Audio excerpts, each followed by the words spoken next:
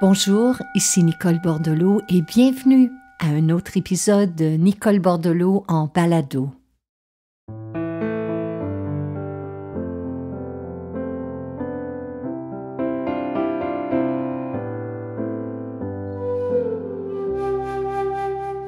Et juste avant que je ne vous partage le sujet de cet épisode, j'aimerais vous inviter à vous joindre à moi pour prendre une longue, lente et profonde respiration, et peut-être plus qu'une. Peu importe où vous êtes en ce moment, commencez par inspirer longuement par le nez et expirez. Inspirez lentement, profondément, consciemment par le nez. Et en expirant, sentez que vous venez de vous libérer d'une couche de tension, de stress ou de fatigue ou d'impatience. Une autre fois, inspirez.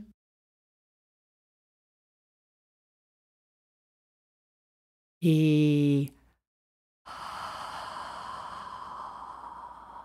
expirez.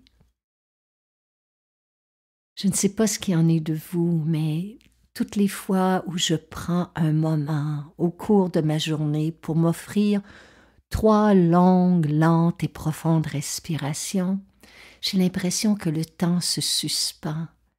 J'ai l'impression de revenir à mon être, de me relier à mon souffle, d'être plus présente, plus attentive à ce qui est.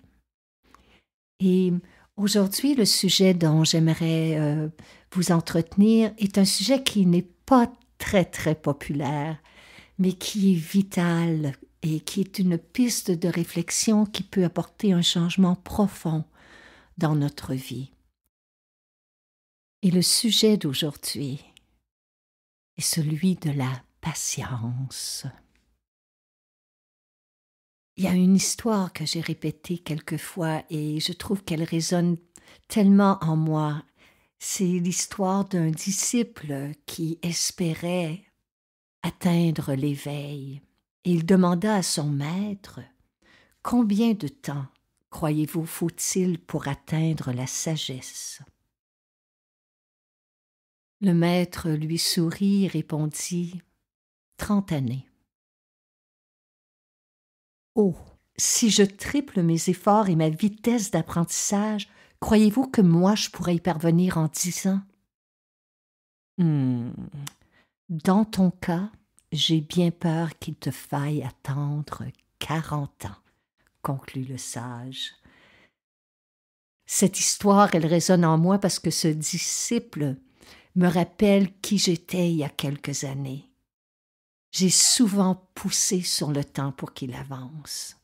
J'ai souvent brûlé des étapes. Pour arriver plus rapidement à je ne sais quel but je me fixais à l'époque, j'ai précipité des événements et je suis certaine que j'ai bousculé déjà. Et chemin faisant, je n'ai récolté que confusion, conflit et souvent de piètres résultats. Parce que je crois que la patience, c'est ce qui mène à l'excellence. Contrairement à ce que l'on croit, être patient, ce n'est pas assumer un rôle de victime, ni attendre les bras croisés que les choses se règlent d'elles-mêmes. La patience pour moi aujourd'hui, c'est une boussole intérieure. C'est un guide qui m'indique quand c'est le temps d'avancer, mais quand c'est le temps aussi de lâcher prise. Dans un sens plus profond, la patience m'enseigne la non-fixation. Elle me protège de l'obsession. Elle m'enseigne l'acceptation du rythme naturel des choses de la vie.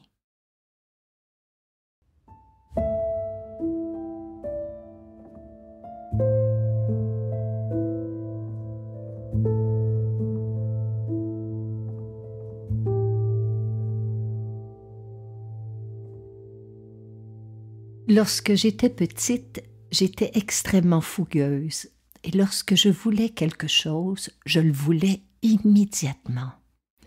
Mais quand j'étais avec mon grand-père paternel, celui-ci affichait un calme olympien et en sa présence, je m'apaisais. Souvent on pense que la patience est l'apanage des sages, des bienveillants, des maîtres de méditation de ce monde. Mais mon grand-père était quelqu'un qui a traversé une dépendance, quelqu'un qui a connu la maladie, la paralysie. Et non seulement je ne l'ai jamais vu perdre patience devant les petits tracas du quotidien, mais je ne l'ai jamais vu perdre son calme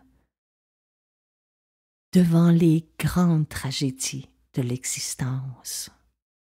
C'est quelqu'un qui ne cédait pas à l'impatience. C'est auprès de lui que je vais apprendre, et je le réalise aujourd'hui, car à l'époque j'étais trop jeune pour pouvoir le nommer en ces mots, que la patience est un état d'être pleinement dans l'instant présent, tout en demeurant ouvert et disponible pour le suivant. Être patient, c'est une leçon de tous les instants. Et pour certains d'entre nous, c'est l'apprentissage de toute une vie. Je sais que pour certains, la patience peut sembler comme de l'inaction ou de l'indifférence ou de l'apathie. Que certains croient que être patient, c'est se croiser les bras et attendre que nos problèmes se règlent d'eux-mêmes. Mais c'est loin d'être le cas. Être patient, c'est être au moment présent, demeurer en lien avec la réalité, peu importe comment elle se manifeste. Que ce moment que nous sommes à vivre soit heureux ou difficile, qu'il soit confortable ou inconfortable. Être patient, c'est demeurer en lien avec ce qui est. Et c'est demeurer ouvert et disponible pour le prochain moment à venir. C'est d'être dans un état de réceptivité, à y regarder de près. La véritable patience, elle est faite d'humilité et de courage, de résilience et d'abandon, de foi et de discernement. La véritable patience nous enseigne quand c'est le moment de fournir des efforts et quand c'est le moment de lâcher prise. C'est pourquoi face au revers de la vie, c'est la plus haute forme de courage qui soit. Il ne faut pas confondre la personne qui attend et celle qui est patiente. Dans l'attente, il n'y a pas de souffle, il n'y a pas de vie, il n'y a qu'espérance d'un autre moment que celui que nous sommes à vivre. En fait, cette patience est imposée par le mental. Elle découle très souvent de notre ego. Mais comment demeurer patient lorsque nous sommes au cœur d'une pandémie qui sévit depuis le printemps dernier? C'est vrai qu'une crise par essence peut faire jaillir plus souvent dans une journée l'impatience, l'irritabilité, l'intolérance. Mais cela dit, c'est une opportunité de devenir plus conscient de ces auto-saboteurs qui éteignent la joie et qui très souvent mènent nos conditionnements. Dans toute crise, il y a un facteur qui demeure. C'est que, comme tout événement, une crise demeure dans sa nature éphémère. Elle est passagère. Elle est transitoire. Et même si elle semble s'éterniser, il faut s'en rappeler. Tout est appelé à passer. Tout est appelé à changer. Et on peut s'appuyer sur cette conviction, sur cette certitude pour mieux traverser des difficultés, pour mieux faire face à l'adversité.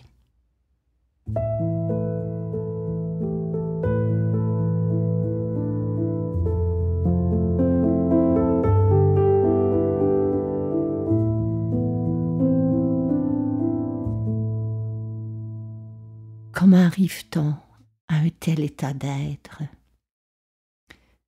Je me rappelle, il y a plusieurs années, au bout du fil, avec un ami, nous discutions justement de la patience. Et il me confiait être patient avec ses clients, avec les étrangers, avec les voisins.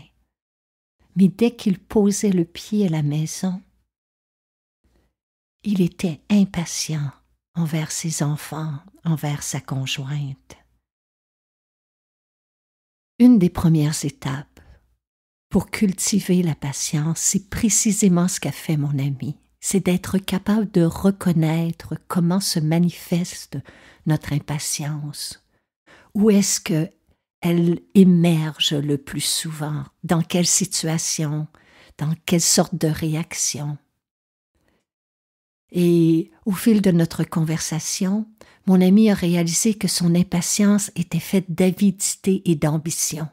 C'est quelqu'un qui souhaitait arriver à un but très précis. Et pour cela, il souhaitait que tout le monde vive à la même cadence que lui.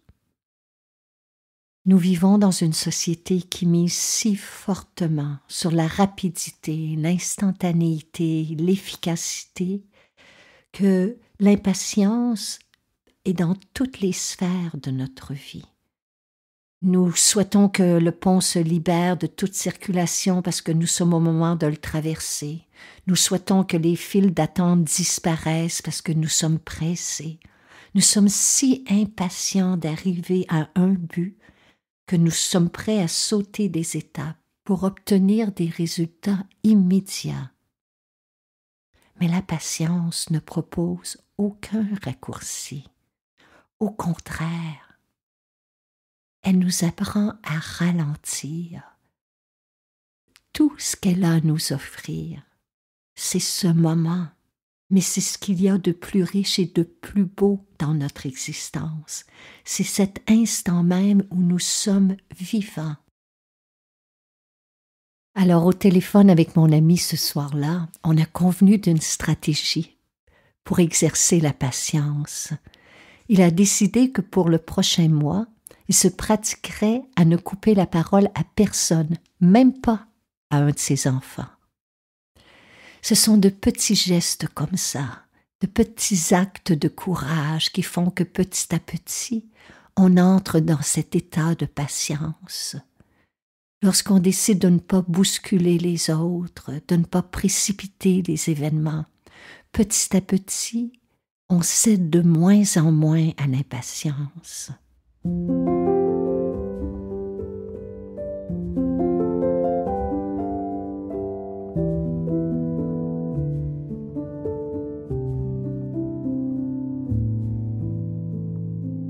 Il y a cette très très belle expression qui est aussi vieille que le monde et qui nous conseille de respirer par le nez. Notre respiration est directement reliée à notre système nerveux.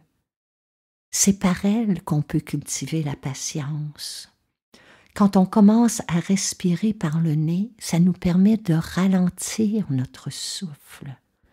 Un souffle qui est lent, qui est profond, qui est conscient, met un frein à l'impatience, aux fluctuations incessantes de notre mental. On peut ainsi, par le souffle, tranquilliser bon nombre de nos états d'âme, comme l'anxiété, la colère, la peur et bien entendu l'impatience.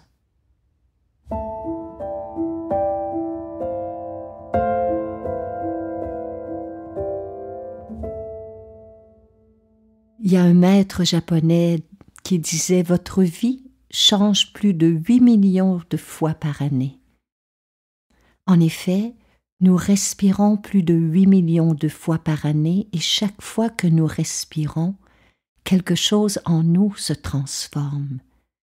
Ainsi, si nous respirons consciemment, nous pouvons nous servir du souffle comme d'un agent de transformation profonde pour changer l'impatience en patience.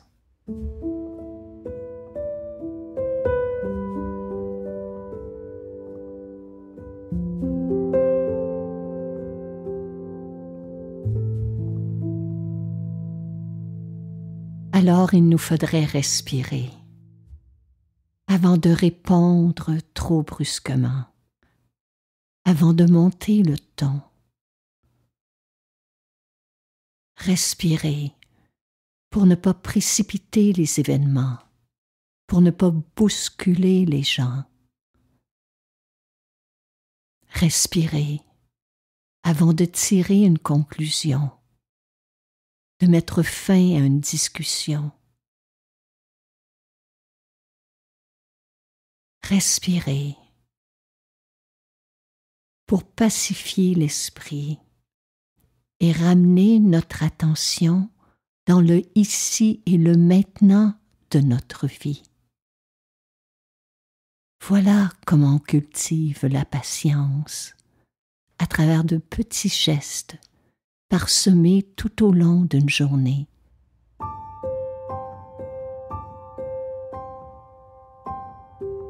C'est au cœur du souffle et en s'appuyant sur l'instant présent qu'on découvre en soi un état d'être, une force tranquille qu'on appelle patience.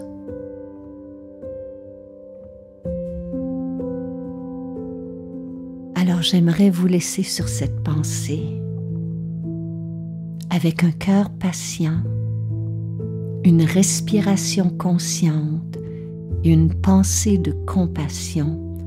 On peut naviguer librement sur toutes les vagues de l'existence. À la semaine prochaine. Namasté.